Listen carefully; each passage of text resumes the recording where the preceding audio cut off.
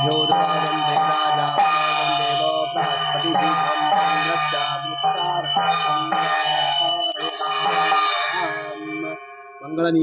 समर्पयामि। मंगलनीराजनानन्तरं परिमलपुष्पाणि समर्पया देवतारक्षां शिरसा गृह्णामि। इंद्रस्तोमेन वातेन सगरे नक्षा देवतारक्षां शिरसा गृह्णामि। ಮಹಾರಾಜನ ಆಸನದಲ್ಲಿ ಬಂದಿರತಕ್ಕಂಥ ವರ್ತಕರಿಬ್ಬರು ಕೂಡ ಸಮುದ್ರದಲ್ಲಿದ್ದರು. ಅಂತ ಆ ಸಂದರ್ಭದಲ್ಲಿ ಶ್ರೀಮನ್ ಮಹಾವಿಷ್ಣು ಅಥವಾ ಸತ್ಯನಾರಾಯಣ ದೇವರು ಯೋಚನೆ ಮಾಡ್ತಾರಂತೆ, ಇವರಿಂದ ಯಾವ ರೀತಿಯಾದ ಉತ್ತರ ಬರ್ತದೆ ನೋಡ್ಬೇಕು ಅಂತ ಹೇಳ್ತಕ್ಕಂಥ ವಿಷಯವನ್ನ ವಿಚಾರ ಮಾಡೋದಕ್ಕೋಸ್ಕರವಾಗಿ ಮಹಾವಿಷ್ಣು ದೇವರು ಒಬ್ಬ ಸನ್ಯಾಸಿ ರೂಪವನ್ನು ದರ್ಶನ ಕೇಳ್ತಾರಂತೆ. ಎಲ್ಲಿ ಹೋಗ್ತಾ ಇದ್ದೀರಾ, ಏನ್ ಸಮಾಚಾರ, ನಿಮ್ಮ ಹಣದಲ್ಲಿ ಏನಿದೆ ಅಂತ ಹೇಳ್ತಕ್ಕಂಥದ್ದು ಕೇಳ್ತಾರೆ. ಹಾಗೆ ಹೇಳಿದಾಗ ಸನ್ಯಾಸಿ ರೂಪದಕ್ಕಂಥ ಸ್ವಾಮಿಯನ್ನು ನೋಡ್ಬಿಟ್ಟು ಇವರು ಯೋಚನೆ ಮಾಡ್ತಾರಂತೆ, ಯಾರೋ ಕಳ್ಳ ಇರಬೇಕು, ಸನ್ಯಾಸಿ ರೂಪದಲ್ಲಿ ಬಂದಿದೆ ಅಂತ ಹೇಳ್ಬಿಟ್ಟು ಸುಳ್ಳು ಹೇಳ್ತಾರೆ. ಏನಿದೆ ಸ್ವಾಮಿ, ನಮ್ಮ ಹಣದಲ್ಲಿ ಏನು ದ್ರವ್ಯಗಳೇನಿಲ್ಲ, ಇರ್ತಕ್ಕಂಥದ್ದು ಏನೋ ಒಂದು ಎಲೆ ಕಡ್ಡಿಗಳು ಮಾತ್ರ ಇದೆ, ನಿಮ್ಗೆ ಏನೋ ಬೇಕಾದ್ರೆ ತಗೊಂಡೋಗಿ, ನಮಗೆ ಬೇಡ ಅಂತ ಸುಳ್ಳು ಹೇಳ್ತಾರೆ. ಸನ್ಯಾಸಿ ರೂಪದಕ್ಕಂಥ ಸ್ವಾಮಿ ಹೇಳ್ತಾರಂತ, ನೋಡಪ್ಪ ತಥಾಸ್ತು, ನೀವು ಹೇಗೆ ಹೇಳಿದ್ರು ಹಾಗಾಗ್ಲಿ. ಸ್ವಲ್ಪ ದೂರದೊಳಗೆ ಒಂದು ಕಲ್ಲು ಬಂಡೆ ಮೇಲೆ ಕೂತಿದ್ರು. ವರ್ತಕರು ತಮ್ಮ ನಿತ್ಯಾನುಷ್ಠಾನ ಮುಗಿಸ್ಕೊಂಡು ಸಮುದ್ರ ತೀರಕ್ಕೆ ಬಂದು ನೋಡ್ತಾರೆ, ಇರ್ತಕ್ಕಂಥ ದ್ರವ್ಯ ಎಲ್ಲದೂ ಕೂಡ ಒಣಗಿದೆ, ಎಲೆ ಕಡ್ಡಿಗಳಾಗ್ಬಿಟ್ಟಿದೆ. ಅದನ್ನು ನೋಡಿ ಮೂರ್ಛೆ ತಪ್ಪಿ ಬೀಳ್ತಾರೆ. ಸ್ವಲ್ಪ ಹೊತ್ತಿನ ನಂತರ ಎಚ್ಚರವಾಗಿರ್ತಕ್ಕಂಥ ಅಳಿಯ ಮಾವನ ನೆನಪಿಸಿರ್ತೀನಿ ಹೇಳ್ತಾನೆ, ಎಲ್ಲದಕ್ಕೂ ಕೂಡ ಕಾರಣ ಅಂದ್ರೆ ನಾವು ಸನ್ಯಾಸಿಗೆ ಸುಳ್ಳು ಹೇಳಿದ್ದೇ ಇರಬೇಕು, ಕ್ಷಮೆ ಕೇಳಬೇಕು ಅಂತ ಸನ್ಯಾಸಿಯನ್ನು ಹೋಗಿ ನಮಸ್ಕಾರ ಮಾಡಿ ಕೇಳಿದ್ರೆ ಸನ್ಯಾಸಿ ರೂಪದಕ್ಕಂಥ ಸ್ವಾಮಿ ಹೇಳ್ತಾರಂತ, ನೋಡಪ್ಪ ಯಾವುದೋ ದೇವ ಸಂಕಲ್ಪದ ಕಾರಣದಿಂದ ಈ ರೀತಿಯಾದ ಕಷ್ಟ ಬಂದೊದಗಿದೆ ಅಂತ ಹೇಳಿದಾಗ ಸಾಧು ನೆನಪಾಗತ್ತೆ. ನಾವು ಹಿಂದೆ ಸತ್ಯನಾರಾಯಣ ವ್ರತವನ್ನು ಮಾಡ್ತೀವಿ ಅಂತ ಸಂಕಲ್ಪ ಮಾಡಿದ್ವಿ, ಆ ಪೂಜೆ ಮಾಡಿಲ್ಲ, ಅದಕ್ಕೋಸ್ಕರ ಈ ಥರ ಆಗಿರಬೇಕು ಅಂತ ಯೋಚನೆ ಮಾಡಿಕೊಂಡು ಪೂಜೆ ಮಾಡ್ತಕ್ಕಂಥ ಸಂಕಲ್ಪವನ್ನು ಮಾಡ್ಕೊಳ್ತಾರೆ.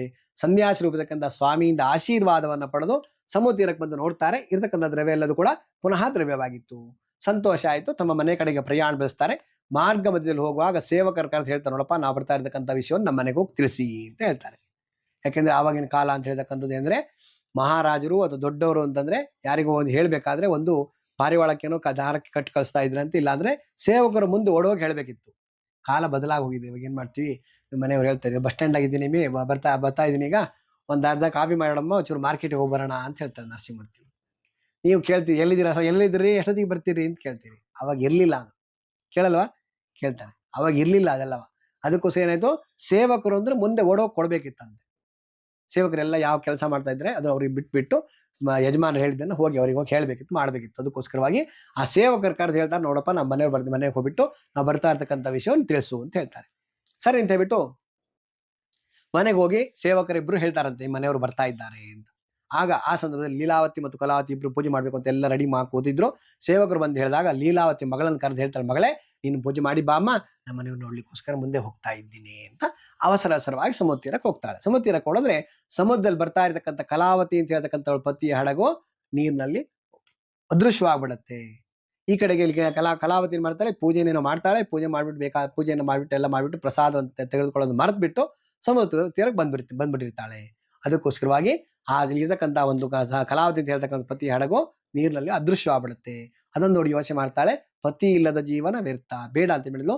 ಸಹಗಮನ ಮಾಡೋದಕ್ಕೋಸ್ಕರ ಸಮುದ್ರ ತೀರಕ್ಕೆ ಹೋಗ್ತಾಳೆ. ಒಂದು ಅಶರೀರವಾಣಿ ಆಗತ್ತೆ, ನೋಡಮ್ಮ ನೀನು ಮಾಡಿರ್ತಕ್ಕಂಥ ಪೂಜೆಯ ಪ್ರಸಾದ ಒಂದು ಬಿಟ್ಟು ಬಂದಿದ್ಯಾ, ಅದಕ್ಕೋಸ್ಕರ ಈ ಥರ ಆಗಿದೆ, ಮನೆಗೋ ಪ್ರಸಾದ ತೆಗೆದುಕೊಂಡು ಬಾಮ್ಮ, ಸರಿ ಹೋಗುತ್ತೆ.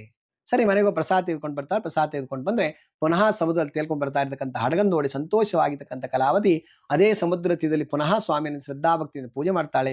ಹಾಗೂ ಇದೇ ರೀತಿಯ ಪ್ರತಿ ತಿಂಗಳು ಶ್ರದ್ಧಾಭಕ್ತಿಯಿಂದ ಪೂಜೆ ಮಾಡ್ತಾ ಇಹದಲ್ಲಿ ಸುಖವನ್ನ ಪಡೆದು ಪರದಲ್ಲಿ ಮೋಕ್ಷವನ್ನು ಪಡೆದು ಅಂತ ಹೇಳ್ತಕ್ಕಂಥ ವಿಷಯ ತಿಳಿಸುವಾಗ ಈ ಸತ್ಯನಾರಾಯಣ ಅಂತ ಹೇಳ್ತಕ್ಕಂಥ ಕಥಾಭಾಗದ ಚತುರ್ಥ 4ನೇ ಅಧ್ಯಾಯ ಸಂಪನ್ನವಾಗಿರುತ್ತದೆ.